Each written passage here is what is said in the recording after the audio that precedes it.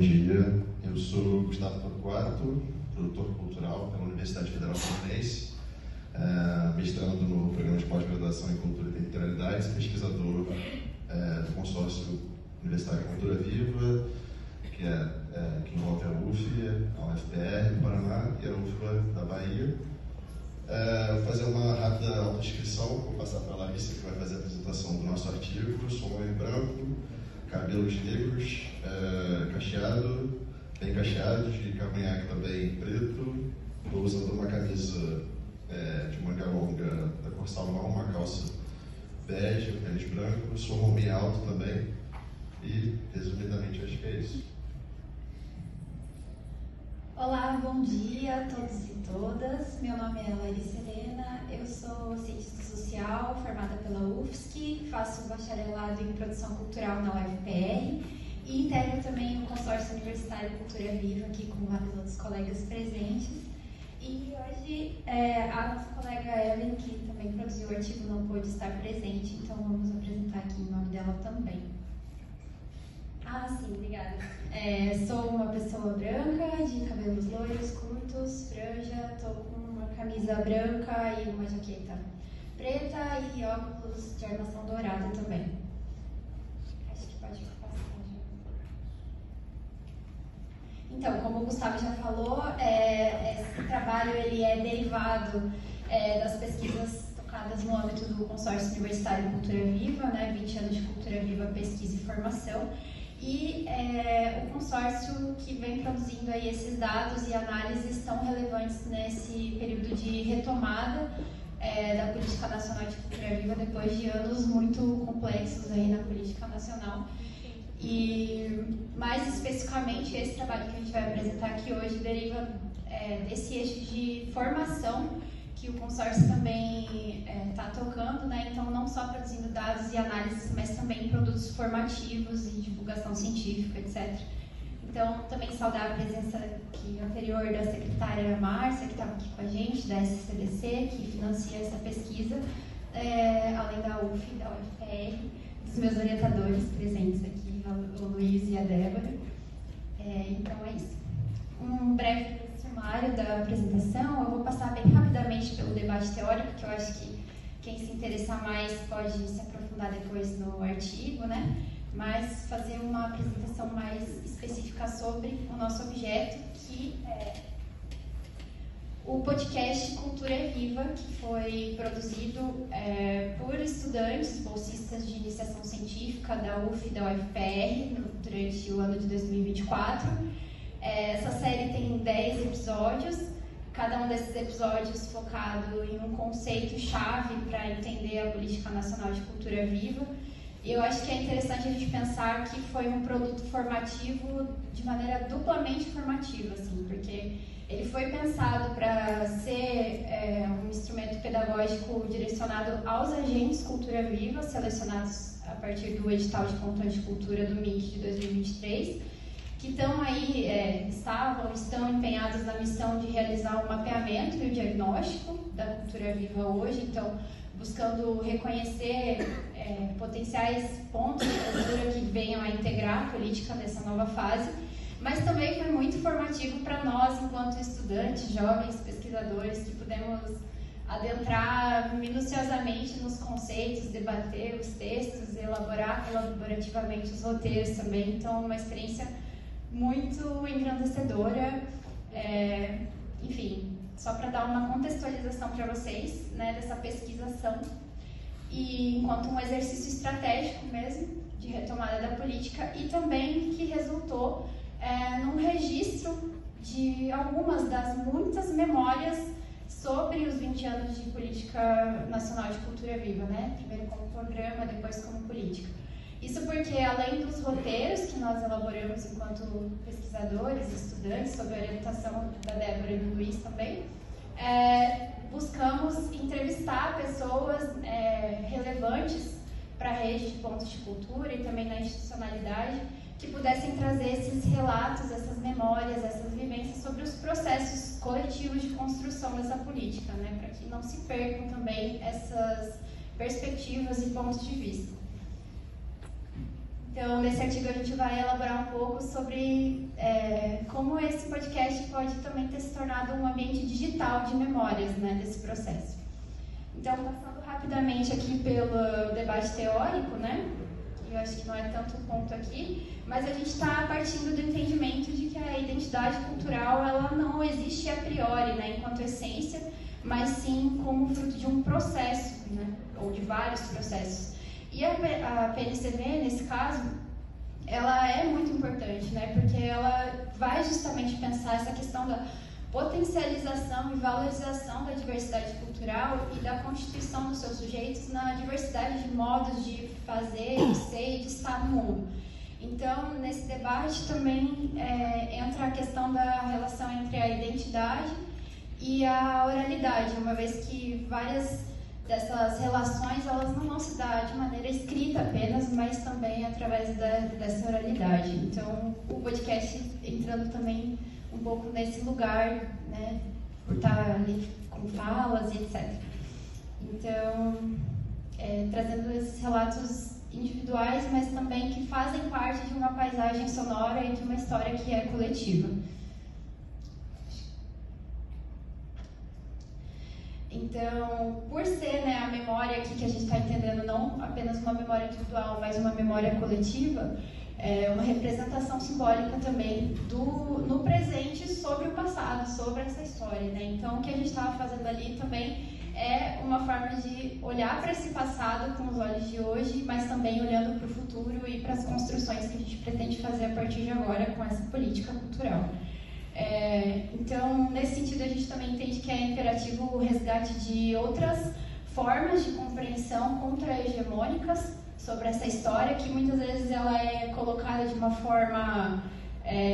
a memória oficial, né, está sob essa ótica hegemônica, colonizadora. Então, a gente pensar esses outros olhares, essas outras formas de se relacionar, também com um eixo estratégico aí, de narrativas e etc.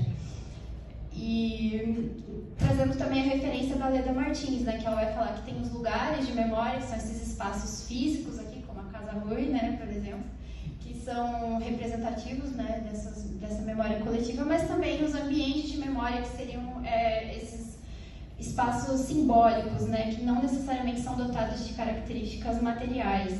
E com o advento da tecnologia, esses ambientes também podem ser digitais, né? Então, essas transformações digitais tecnológicas, como elas podem também trazer novas ferramentas para o registro e difusão de vivências e, nesse caso, o podcast como uma estratégia também de difusão, né, dessas narrativas.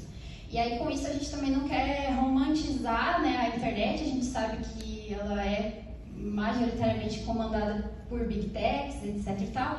Então, é também um espaço de muitas disputas, né? Enfim, então não queremos romantizar, mas também estamos ali ocupando esses espaços e tentando disputar essas narrativas. Então, para falar um pouquinho mais sobre o podcast, antes que meu tempo fique muito curto, nós, como eu falei antes, nós temos 10 episódios nessa série, né? Deixa eu passar o meu aqui. E no primeiro episódio nós não trouxemos nenhum convidado, porque ele tinha um caráter mais introdutório, assim.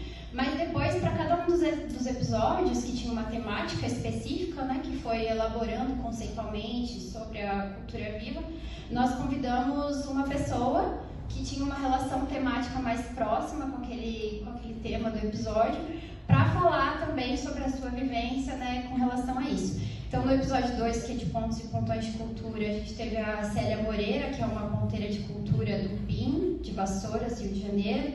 No episódio 3, que o tema central foram os agentes Cultura Viva, a gente teve como convidado o Bob J, que foi agente de Cultura Viva no Ponto de Cultura Pombas Urbanas, em Campinas, em 2004. No episódio 4, a presença do Dave Alexandrinsky, do Ponto de Cultura Campus Avançado, e ajudou a construir a Comissão Nacional de Pontos de Cultura, participou ativamente das articulações das teias e microteias. Então, no episódio 5, a temática das redes locais e temáticas da cultura digital, a Beate Brissá, do Ponto de Cultura Coletiva Digital de São Paulo.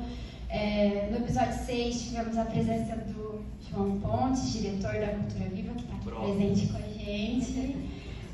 No episódio 7, mapeamento e territorialidades da PNCP, tivemos a presença do Leandro Anton, coordenador de articulação da Política Nacional de Cultura Viva, e a Luana Arantes, e também o Jatobá. Então, 3 convidados nesse episódio. No episódio 8, que a temática era River Cultura Viva, tivemos a presença da secretária da SCDC do MIC, a Márcia Hollenberg, que estava aqui conosco na mesa anterior. E no episódio 9, a Adriana Mauriz, do Ponto de Cultura Pombas Urbanas, que possui vínculo com a rede de Cultura Viva Comunitária. E no episódio 10 também, a ministra da Cultura, Margarete Menezes. Então, vocês podem ver que dos 9 episódios que tivemos convidados, 3 deles foram com figuras da institucionalidade e os outros 6 com figuras da rede de pontos e pontões de cultura, que carregam aí essas memórias e vivências sobre esse processo. Então, para amarrar brevemente, eu queria falar um pouquinho de uma das falas também.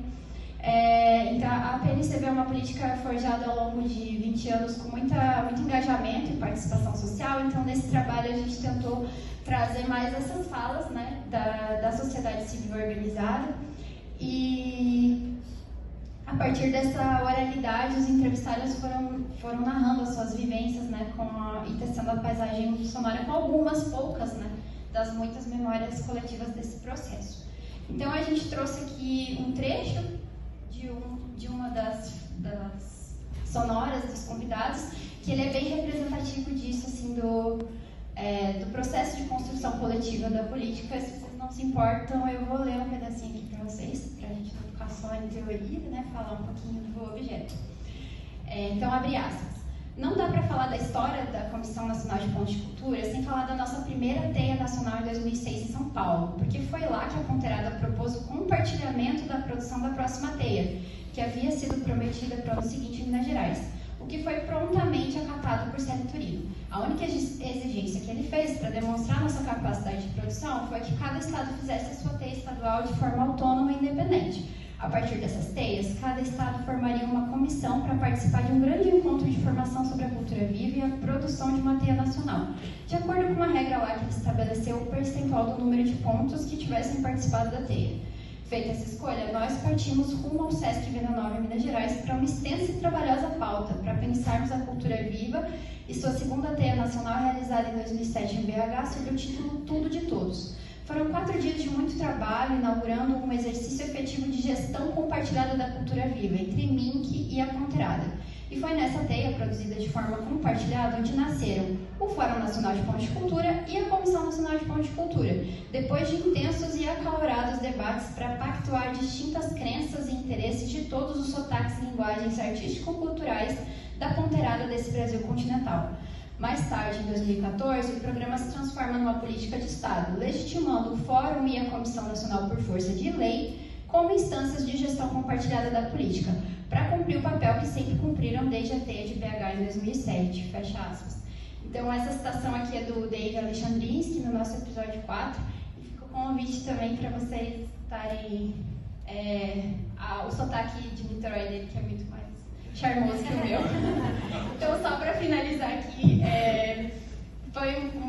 concluímos que os podcasts têm esse potencial, né, de serem ambientes digitais de memória, e o podcast Cultura Viva, especialmente, como uma estratégia de reprodução dessas memórias, né, porque a gente coletou esses relatos especialmente para o podcast, e também como um produtor de novas memórias, visto que ele está sendo utilizado para formar esses novos agentes. Então, como um mecanismo aí também olhando para o futuro, não apenas para o passado. E queria agradecer a oportunidade de abordar e registrar essas falas nesse espaço, né, consagrado, que é o Seminário da Casa Rui. E convidar a todos e todas a escutar o podcast. Vou deixar alguns segundos aí na tela o QR Code, antes que alguém me expulse aqui que está acabando o tempo. Peraí. No meu cronômetro ainda tem 20 segundos.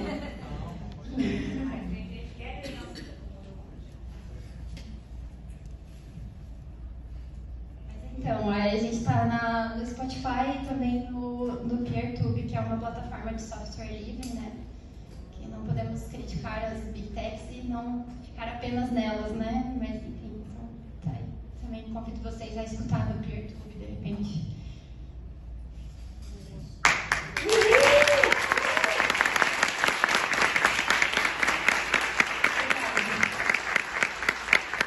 Muito bem, obrigado. Agora toda a parte de edição, de entrevistas dos convidados. Então, assim, o pessoal, além da pesquisa, sendo multitask aí, fazendo vários papéis diferentes.